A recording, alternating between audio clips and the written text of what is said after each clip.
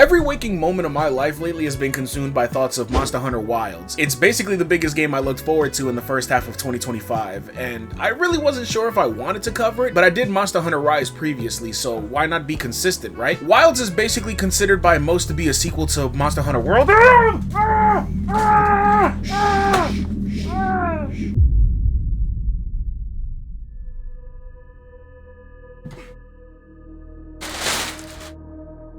Oh, what happened? You thought you were gonna talk about Monster Hunter without me?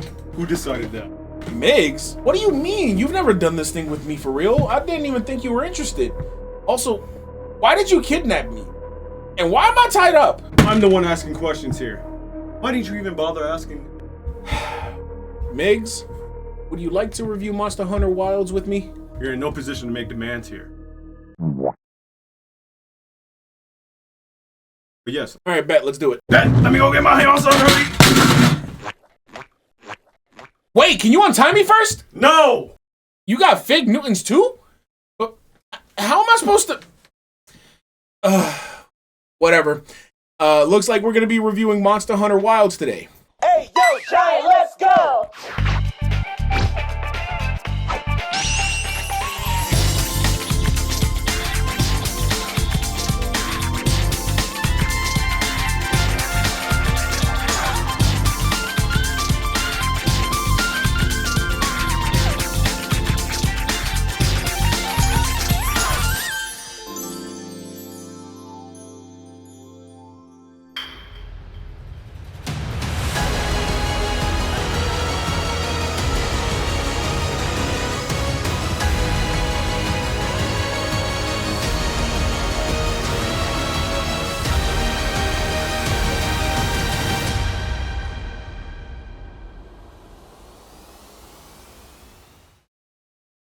Well, since this is new for you, why don't you go ahead and start off the review? Don't mind if I do. What's going on, gamers and fellow hunters? Now, I know you guys are probably wondering, who is this guy?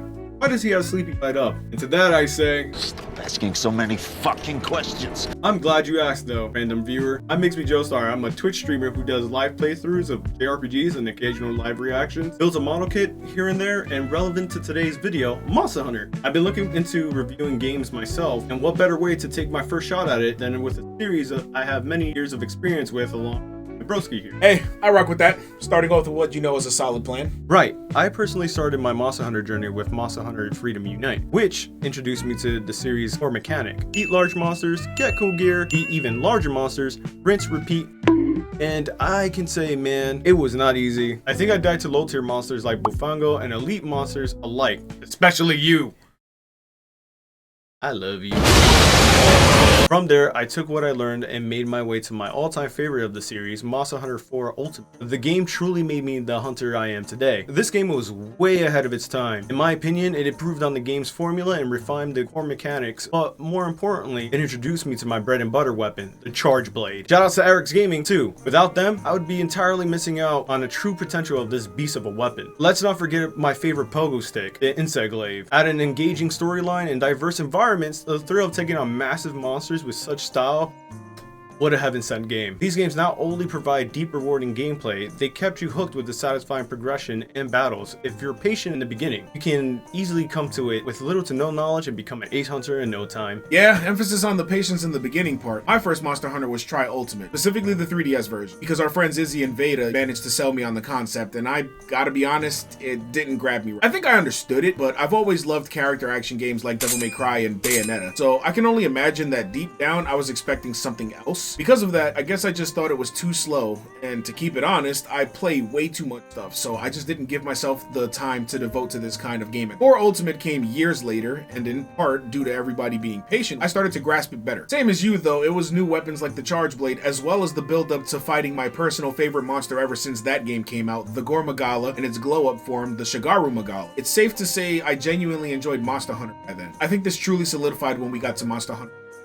I think because of my preference for faster action in general, overall streamlining of gameplay elements, along with the seamless environments, truly gave me a pace that I could really appreciate. And I've been on pretty much anything Monster Hunter ever since. Even did a review on Rise a few years back where I realized my real destiny was being a Switch Axe main. Switch gang where you at? That brings us to today, where we have Monster Hunter Wilds, which in its announcement seemed to, after the Borderline spin-off feel of Rise, which I enjoyed, came back to the overall vibe of World. Almost as if to say it's a real sequel, with more high-fidelity things like dynamic weather. But if I gotta be honest, the first time I saw that trailer, I was given instant Vietnam flashbacks of that Monster Hunter movie with Mila Jovovich. Crazy how I might have been the only person at the time that wasn't blinded by hype and said that movie was ass. Got some pushback on that over on Twitter too, but nowadays it's like it doesn't exist because nobody talks about it. But I won't let you all pretend, because I never forget. Rule number 1, we don't talk about that movie. I do!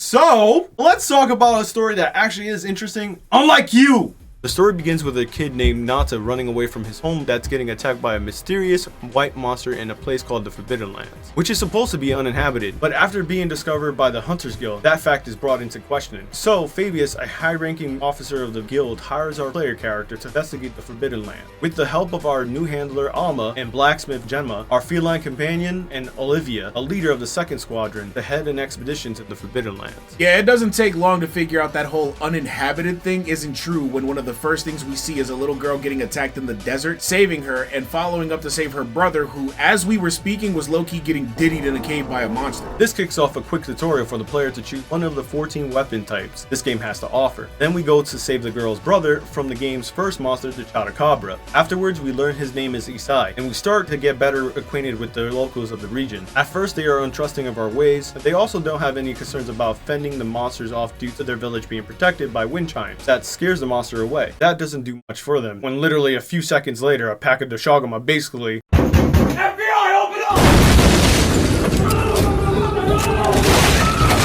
We solved that problem, so the people of the region finally open up to us, helps us navigate through the rest of the Forbidden Lands. Honestly, it's a really good first chapter with some really hype set pieces. Like, when we run into the Alpha Doshagama as a sandstorm's kicking up, what with the dynamic weather being a big visual gimmick in this game, just to watch him absolutely disrespect a Balahara, one of those big eel things that we saw early on in the game, that does a good job of setting the tone for how dangerous animals like this could be if they were actually real. As we move through the other regions, we eventually work our way up to facing off with absolute eunuchs like the Raydao, Uthduna, New Udra, and Shuwu. As we proceed through each of these encounters, we lead monster that attacked Nata's home, that we've been calling the White Wraith. And just about every time Nata lays eyes on it, he turns into a certified crash out. Basically pulling a Kid Thorfinn. Right? If you know, you know. We also see that this white monster is able to slay other monsters in a really unorthodox way. Moving on from that with a bit of effort, we make it back to Nata's hometown, where thankfully most of the townsfolk have survived. After speaking with these people and saving them from some oddly colored monsters, we're eventually given information on this White Wraith and where it came from. This whole time, Nata's claimed to be from a tribe called the Keepers, who no one else in the Forbidden Lands up to this point knew anything of. Turns out these people in their town Wyveria are descended from an ancient civilization who managed to create their own energy source, which they called wyvern milk.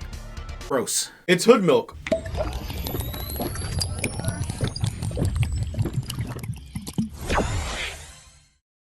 A little hood would do you good.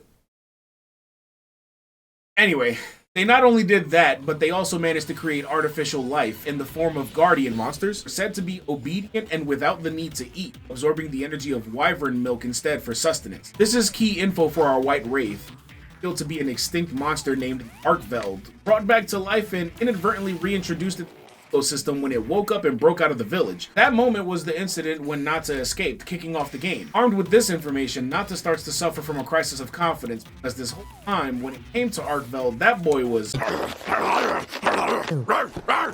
Now he's starting to question whether or not that's what he actually wants. I'm still like, no way this kid just pulled an I have no enemies on us. One second he's a certified crash out, the next he's all about wildlife preservation. This comes to a head when we run into Arkvel swimming in a pile of monster corpses, because even though he doesn't need to eat, he's chosen to start taking bites out of his prey without finishing the food, thus becoming destructive to the environment. Even though Nata opposes our conclusion, it falls to us to bring down Arkvel for the sake of the ecosystem. Yeah, and this is a part that most people took issue with. I'm one of them, because Nata's all like, it's finally choosing for itself. Yeah, and it chose violence, so now that's what I'm gonna do. Besides, Papa needs a new pair of boots. Come here! Fight back!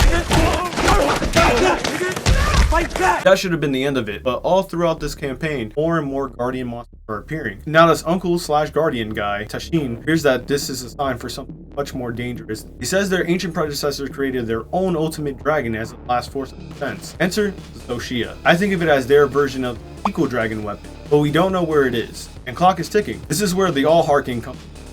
He's the head of the village called Suja in the mountains, which we only managed to get to after fighting a big-ass dragon. Well, a little direction from Rove, the most distinguished gentleman in the game. The people here were part of Nada's tribe way back, both separated from them a long time ago. She points us to a Wyverian artifact known as the Dragon Torch that powers the Forbidden Lands with the Wyvern Milk. So what better place to find a big-ass energy-eating dragon than energy source? We go there, and sure enough, there it is slumbering within the war on the verge of waking up. Faced with the danger it poses, this is where our hunter says the most badass quote. Usually when we run into monsters, we'd hear Alma say, "The guild authorizes you to slay the guardian artifact." but here, By my own order.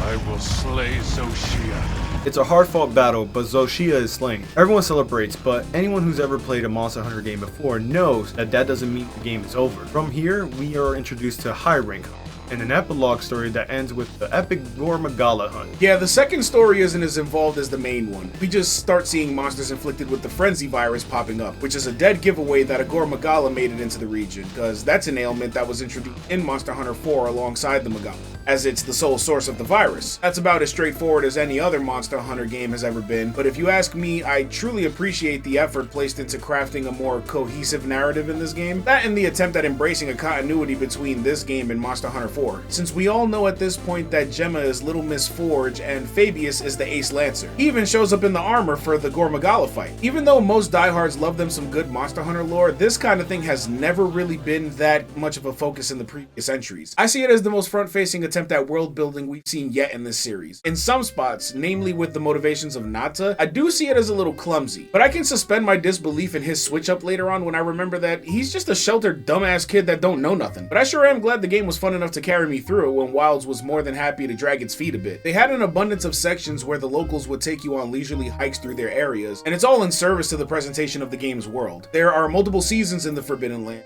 and they influence just about everything in the game, from the appearance of monsters to materials you can gather and the weather itself. To that last part, it is a really awesome dynamic to have weather that changes on the fly, but in all seriousness, to me, I don't really feel like this has the impact on the game that they tried to make it sound like it did in the marketing. If you take away the fact that a sandstorm can kick up in the middle of a fight that causes lightning strikes, while that does sound dope as fuck, ask yourself, what does that really change about the fight itself? Because as I see it, this isn't as dangerous as they tried to present it, which isn't me saying that it does nothing for me, but it's ultimately negligible. At the end of the day, it's all really about the visual, and that's nice, but I would have liked a little more. I do agree with that. I would have loved to see more of the monster reacting to the weather changes. An example could be the lightning storm kicking up and Raydal using itself as a lightning rod to absorb the lightning for an amplified attack, or even more powerful railgun attack that one-shots you. Or what about if Doshagama becomes very anxious trying to get away from lightning, which in turn makes it take a more drastic action, a fight or flight mode, basically. Imagine it throwing the smaller Doshagama at you just to get away.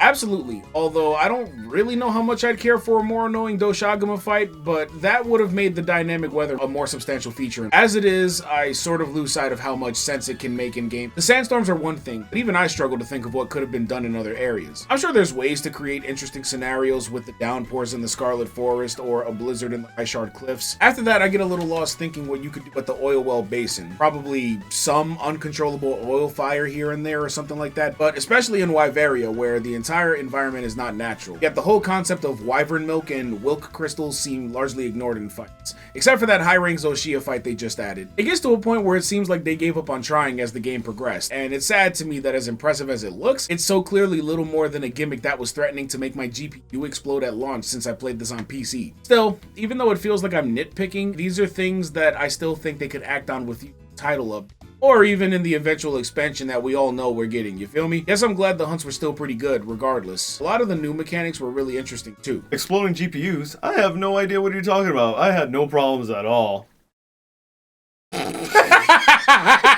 But speaking of the new game mechanics, I really love the wound system. I see it as an updated iteration of World's tenderizing system, where fighting a monster creates open cuts, where it's highlighted in red when you have your weapon drawn, which lets you do an epic finisher. You hit the wound, and once you see that monster fall,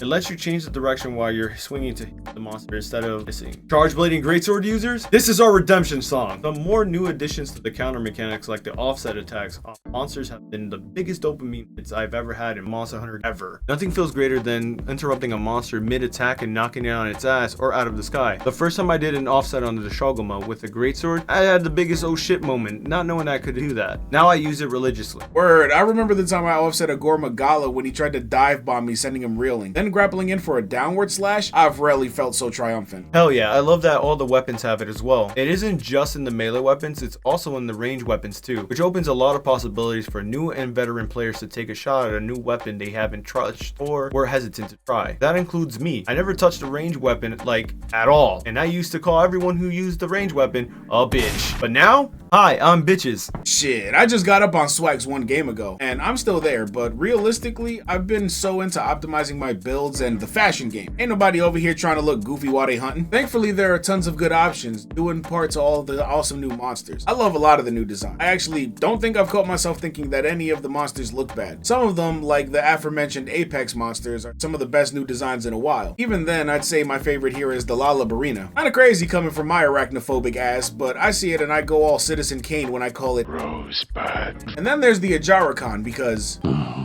Monkey. those new octopus monsters, new Udra and Shu Wu, are really cool too. That all ties into the tried and true armor game where we try to optimize skill builds. I've had a somewhat better time trying to farm gems for this in this game than when I was playing Rise, mostly because things like the melding pot are a lot faster to use. There's no waiting to get your results, but it's still as random as ever, so that's okay. I think that's where I can stop glazing and start to acknowledge some big faults in this. It still needs work, to be honest, because what hasn't been said about the game's poor optimization lately? I'd say we're lucky we have really good PCs ourselves, but even so, it was really rough playing this at launch, and it honestly hasn't gotten much better since. I still remember all the random crashes in the late game, textures loading in so late that the whole game was looking like PS1 graphics. That was actually disappointing for me, because I don't recall many RE Engine games having these issues, and in an age where the quality of games seems to be slipping because of rushed releases in hopes of fixing them later via patches, I considered Capcom exempt. However, at the risk of seeming biased, I'm still willing to give it grace because this is sort of an outlier for a lot of their modern releases, and most of my frustrations with it came from the fact that it was interrupting the good times. 1000% agree with that. I remember when I finally made it to the oil well basin, everything was super compressed, like legitimately everything. Characters looked like they were in PS1 Silent Hill. The character looked like they were deprived of sunlight. There were times where I was fighting a monster in the Scarlet Forest, and at certain angles I was seeing random polygons at the scene. Why were Raytheons looking like random logs with legs? Now, not to change the subjects too fast, let's talk about our big birds in the room, our lovely mounts, the Seikrets. They were this game's version of the Palamutes from Rise. I loved them a lot, but they also came with complications. For one, their auto run feature would have me running everywhere but the target we were hunting, and controlling them manually was pretty difficult. At times their turns were hard to make, leading them to snapping to automated sections, taking me far from the monsters. Other times I was afraid to use them manually because the fear of my PlayStation controller getting stick drift in my mind. So I was like, eventually I'll get there, but I cannot stress enough that it was frustrating. So much so that I thank my viewers for helping me fix that situation. In context, I will never understand why the original controllers suck so bad. Also, has anyone else had this problem summoning them? I've seen my fellow hunters call for theirs and boom, they're there. Not mine! There were times where I kept pressing up on the D-pad and it would never show up. I would just give up and run after the monsters. By the by, since you brought up the decoration, I honestly don't like the separation or classification of the jewels as for weapons or armor specifically. This is my opinion, and maybe I'm just the only one, but something wasn't clicking for me. I didn't realize they were separated at first because I always have better weapon decos than armor decos, and most of the quests had more weapon deco drops than armor ones. In older titles, if I was missing a skill point to an ability, I could just slap the gem into any slot of my armor instead of my weapon, and I didn't have to worry about that kind of thing. I was a little confused, but hey, gotta get with the times, I guess. No, I refuse. I want a Oonga. Yeah, Seikrets can be a little weird, but I think I had less of a problem with them than most people seem to. I definitely was as confused as you when I felt like I was missing options for decos. I wasn't aware of the separation. In that sense, I also found weapon switching weird because you can equip a second weapon and switch on the fly as you ride your Seikret, but what wasn't apparent to me is that each weapon essentially changes the build you're running because the skills on that weapon are only active while that weapon is equipped and replace those of your other weapon. Strange, kind of inconvenient in practice, and unclear if you ask me. My last gripe is one of community thinking, because I've seen many people having certain takes along the lines of saying hunts are over too fast. You often hear that from the veteran players, and they also say things like give the monsters more health. Here's my problem with that. I think they are in taking the streamlining of many elements into account. Inventory management, the open world seamless map, the wound mechanics allowing for more attack options that speed things along. I think so many of these things have, as intended, cut so much fat from the process of a hunt that they're left to reckon with the fact that their own min-maxing and efficiency have created their own worst enemy. Therefore, while I would appreciate a bit more challenge, would a bigger health bar be the catch-all solution to this problem? I'm not so sure. Not to mention there are complaints every time a new Monster Hunter comes out. I watched people hate World for all the same reasons and come around when Iceborne dropped. Then seeing majority opinion of that game flip when Rise came out. And yet, here we are again. Time is truly a circle. Now that we're in a post-launch Wilds world, this may be something that gets revisited, so I guess I'll think on it once more when content comes out. And maybe even after we get the expansion. It's really hard for me to say with any kind of clarity, because it's the kind of thing I only feel comfortable speaking on once we've crossed the bridge. For a lot of people though, it's going to be about the destination rather than the journey, and I don't know if I can get with that person. You know, it really does grind my gears. Some veteran hunters say put more HP on monsters, but my brothers and sisters and Raffalos, do you all not remember how these games go? Low rank, baby HP. High rank, normal HP. Master rank, big PP HP. Wacky PP. And, as Sleepy said, we all know we'll most likely see an expansion to the game. When that happens, those same hunters are probably gonna say, the monster's too much damage. Or, ironically, they have too much HP, they need to be nerfed. By the way, Capcom, when you add more stuff later, how about 15th and 16th weapon? Because it's been 3 games now. We still don't have them. I am begging you, please. I am so lonely. At least we can always catch a vibe because we all know Monster Hunter's music is great. Alexa, play Proof of a Hero.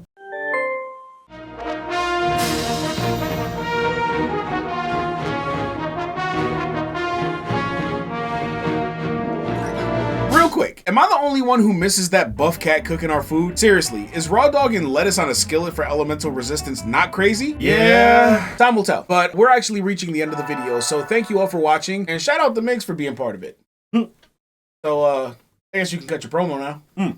Right. Thanks for everyone checking out our actual first ever collab. It's my first time doing it. Hope you guys liked it. Look forward to more from me. You can find me on Twitch, and looking forward to more content in my YouTube channel, as we're slowly working on that too. Nice. You can also follow me on my Twitch channel, but I want to take a second to shout out my patrons. Thank you all for your support, and if you want to be one of the people who help make the works on this channel happen, be sure to check out the One Sleepy Giant Patreon, where all are welcome in the Sleepy City crew. But that's actually all the time we have for today, so thank you for your time. My name is Hector, and I'm One Sleepy Giant. I'm Miggs Joestar. And before I go, Miggs, can you get me out of this fucking chair? Not if you ask nicely.